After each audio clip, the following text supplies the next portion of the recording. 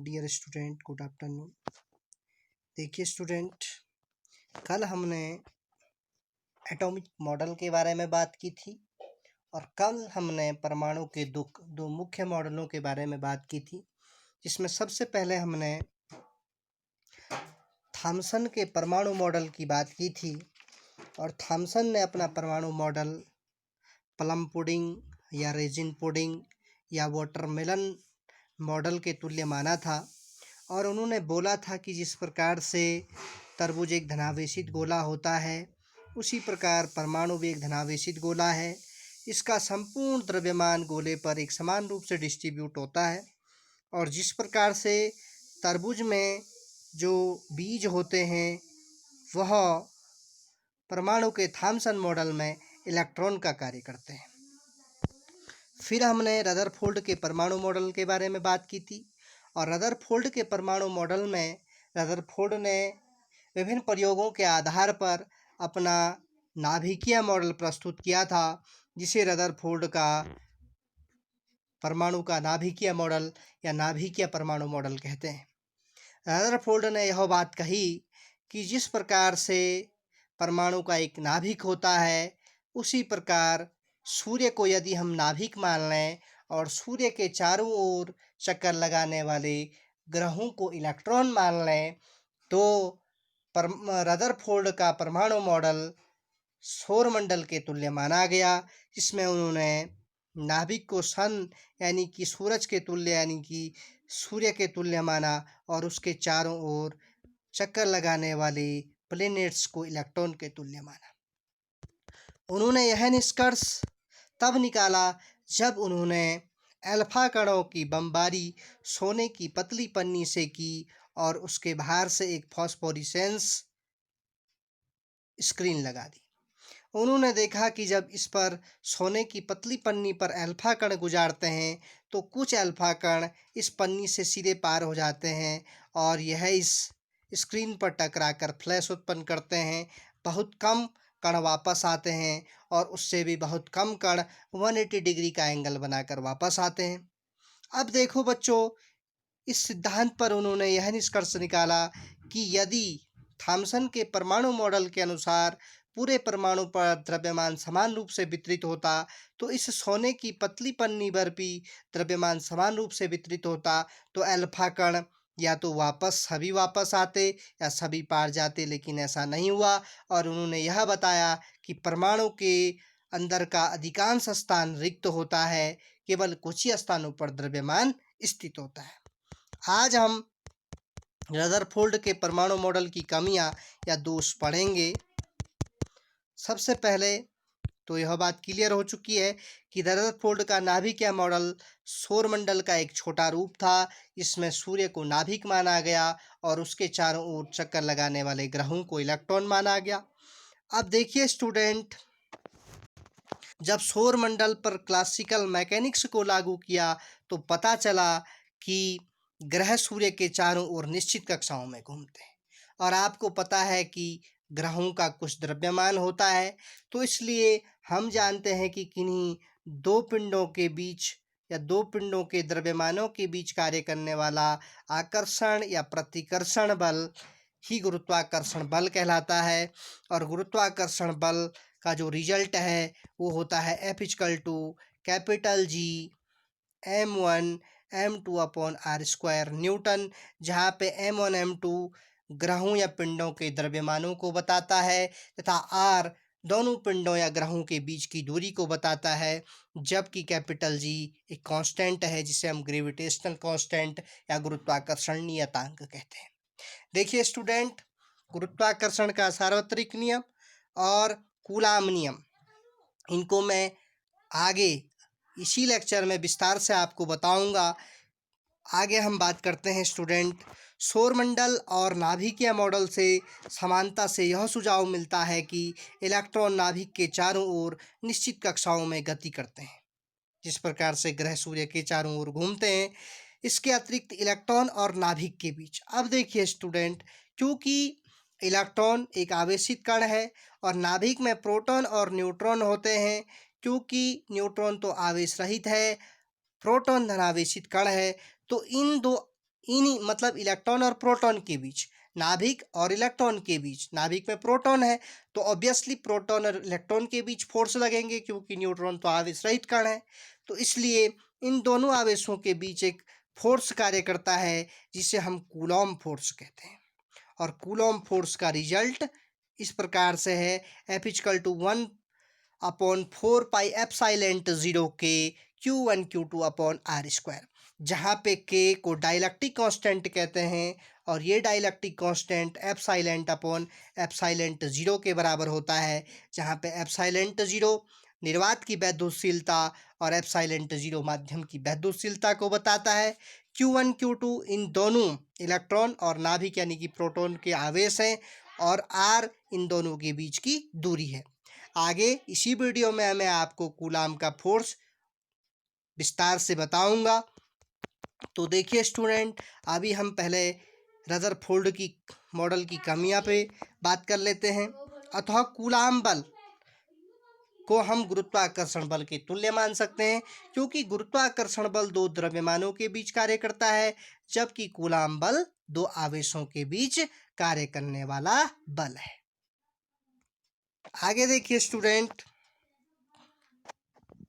परंतु जब कोई पिंड किसी कक्षा में गति करता है तो उसमें त्वरण होता है। देखिए स्टूडेंट, ये कोई ऑर्बिट्स है और इसमें इलेक्ट्रॉन घूम रहे हैं, तो ऑब्वियसली इनमें ये कुछ टाइम ट्रेवल कर रहे होंगे घूमते समय। अब इनमें कुछ वेलोसिटी भी है, क्योंकि ये कोई वेग से घूम रहे होंगे। तो आप जानते हैं कि टाइम के साथ साथ जो वेलोसिटी में चेंज होता है उसे हम एक्सेलरेशन या त्वरण कहते हैं। तो स्टूडेंट, ऑब्वियसली यदि कोई पिंड किसी ऑर्बिट में गति करेगा तो उसमें त्वरण होगा, क्योंकि वेलोसिटी में चेंज होगा टाइम के साथ साथ। तो हम कह सकते हैं कि the rate of change of velocity in per unit time is called acceleration, यानी कि वेग में परिवर्तन की दर को त्वरण कहा जाता है। अतः नाभिकीय मॉडल में कक्षाओं में घूमते ग्रहों की तरह इलेक्ट्रॉनों का भी त्वरण होना चाहिए। अब देखिए, तो उन्होंने बोला कि जिस प्रकार से जब कोई पिंड किसी कक्षा में घूमता है, यानी कि सूर्य के चारों ओर ग्रह घूमते हैं, तो उनमें क्या होगा, त्वरण होगा। तो इसी प्रकार नाभिकीय मॉडल में भी इलेक्ट्रॉनों का त्वरण होना चाहिए। अब देखिए स्टूडेंट, मैक्सवेल के वैद्युत चुंबकीय सिद्धांत के अनुसार त्वरित आवेशित कणों को विद्युत चुंबकीय विकिरणों का उत्सर्जन करना चाहिए। त्वरित मतलब जो एक्सलरेट है, जिनमें त्वरण हो रहा है वेग परिवर्तन के साथ साथ, तो इमिटेशन निकालने चाहिए, यानी कि उनसे रेडिएशन निकलना चाहिए और वो इमिटेशन के रूप में होना चाहिए। लेकिन ग्रहों के साथ ऐसा नहीं होता है, क्योंकि ग्रह तो आवेशित होते ही नहीं है, क्योंकि ग्रहों का तो केवल द्रव्यमान होगा।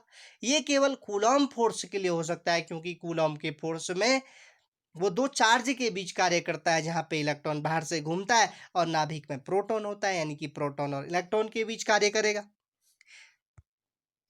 इसलिए किसी कक्षा में उपस्थित इलेक्ट्रॉन से विकिरण उत्सर्जित होगा। इस विकिरण के लिए ऊर्जा इलेक्ट्रॉनिक गति से प्राप्त होगी। इस प्रकार कक्षा छोटी होती जाएगी, क्योंकि जब वो गति करते जाएंगे इलेक्ट्रॉनिक गति से, उस कक्षा का आकार छोटा होता जाएगा, क्योंकि उसको कुछ एनर्जी लॉस करनी होगी।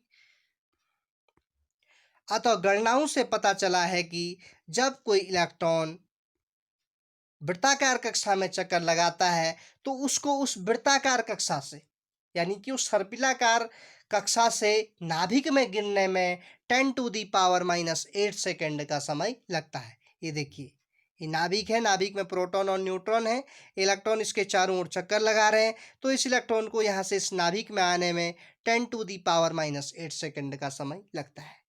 लेकिन ये केवल कैलकुलेशन से निकाला गया है, लेकिन वास्तविक रूप से ऐसा नहीं होता है। आगे हम बात करते हैं।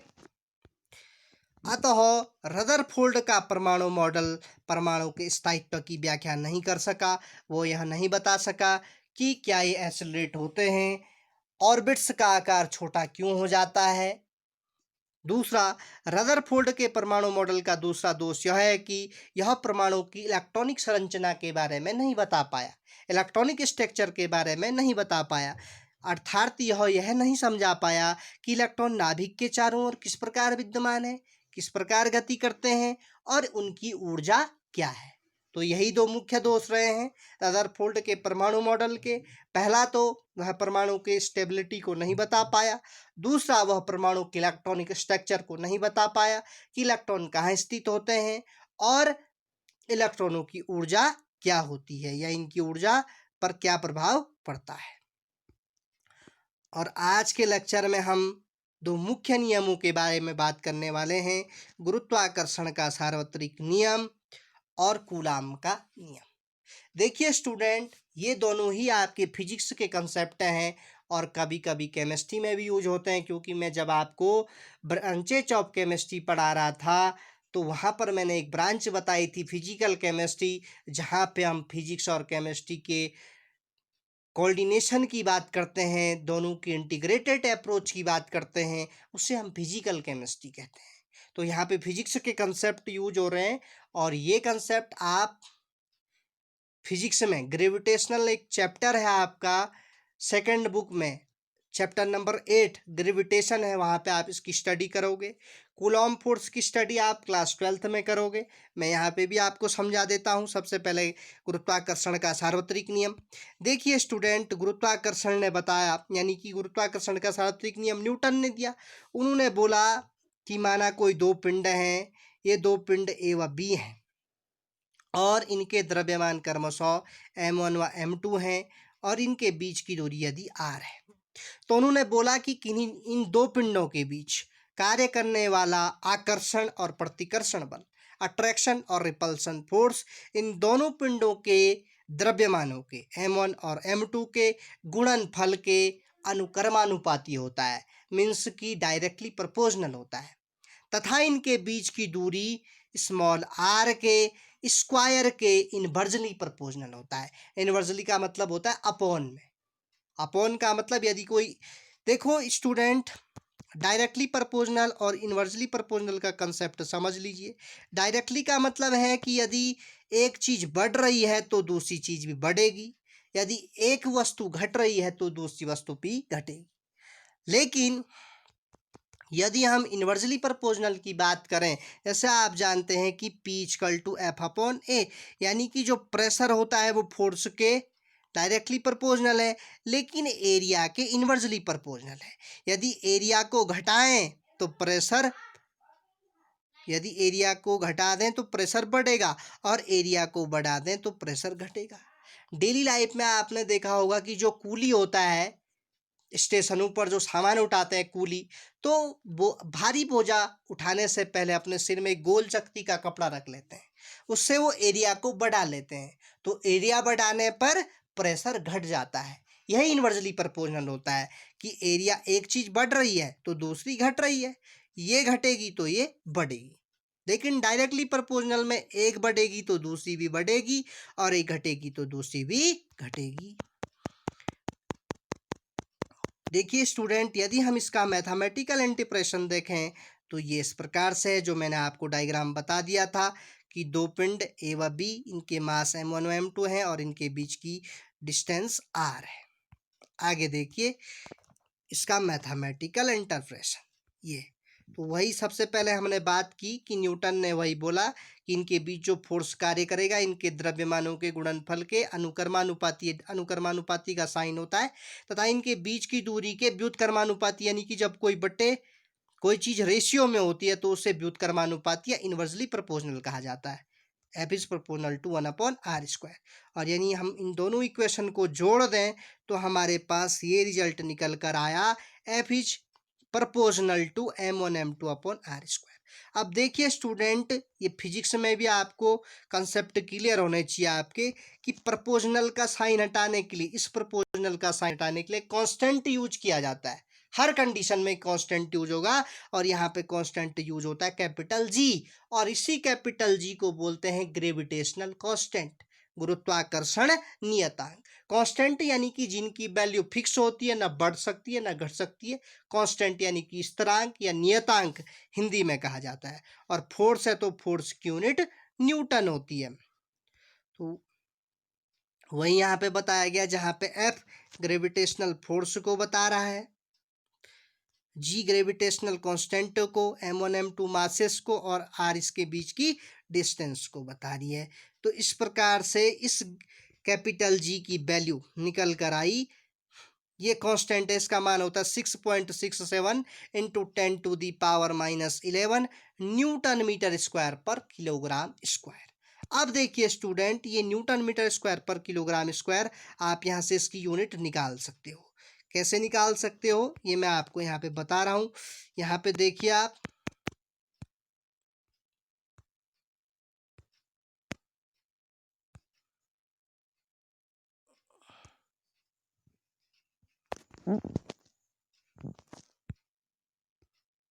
ये देखिए बच्चों,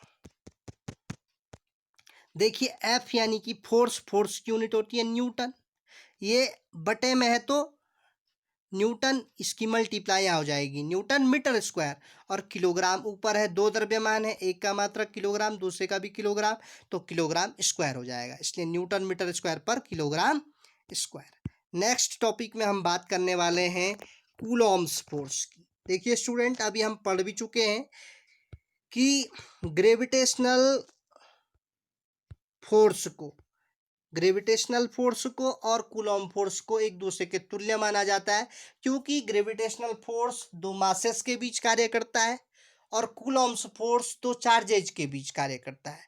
तो वहीं यहाँ पर कूलॉम ने बोला कि माना कोई दो पिंड हैं ए और बी, जिनके चार्ज Q1 व Q2 हैं, और इनके बीच की डिस्टेंस यदि R ले ली जाए, तो इन दोनों के बीच जो फोर्स कार्य करेगा, अट्रैक्शन और रिपल्सन फोर्स, वो इन दोनों ही पिंड या बॉडीज के चार्जेज के प्रोडक्ट के डायरेक्टली प्रोपोर्शनल होगा, तथा इनके बीच की दूरी, डिस्टेंस R के स्क्वायर के इनवर्सली प्रोपोर्शनल होगा। सेम ये देखिए, दो बॉडीज या दो पिंड हैं ए और बी, इनके चार्जेस Q1 और Q2 हैं, और इनके बीच की जो डिस्टेंस है वो R है। तो अकॉर्डिंग टू कूलॉम्स लॉ, क्योंकि कूलॉम ने कहा कि इन दोनों के बीच जो अट्रैक्शन और रिपल्सन फोर्स कार्य करेगा, वो इन दोनों के आवेशों के गुणनफल के अनुक्रमानुपाती यानी कि डायरेक्टली प्रोपोर्शनल होगा, और इनके बीच की दूरी यानी कि R के स्क्वायर के इनवर्सली प्रोपोर्शनल होगा। और इन दोनों इक्वेशन को यदि हम एडिंग कर दें, दोनों को जोड़ दें, तो फिर हमारे पास ये रिजल्ट निकल कर आया, F is proportional to Q1 Q2 upon R square. और फिर मैंने आपको बताया प्रोपोर्शनल का साइन हटाने के लिए कांस्टेंट यूज करते हैं, और यहाँ पे कांस्टेंट यूज होता है 1/4πε0 के Q1 Q2 upon R square Newton. अब देखिए स्टूडेंट, यहाँ पे क्योंकि 4 तो कांस्टेंट होता है, 4 का मान ना घटेगा ना बढ़ेगा, पाई यानी कि 22/7 या 3.14, घटेगा नहीं बढ़ेगा नहीं।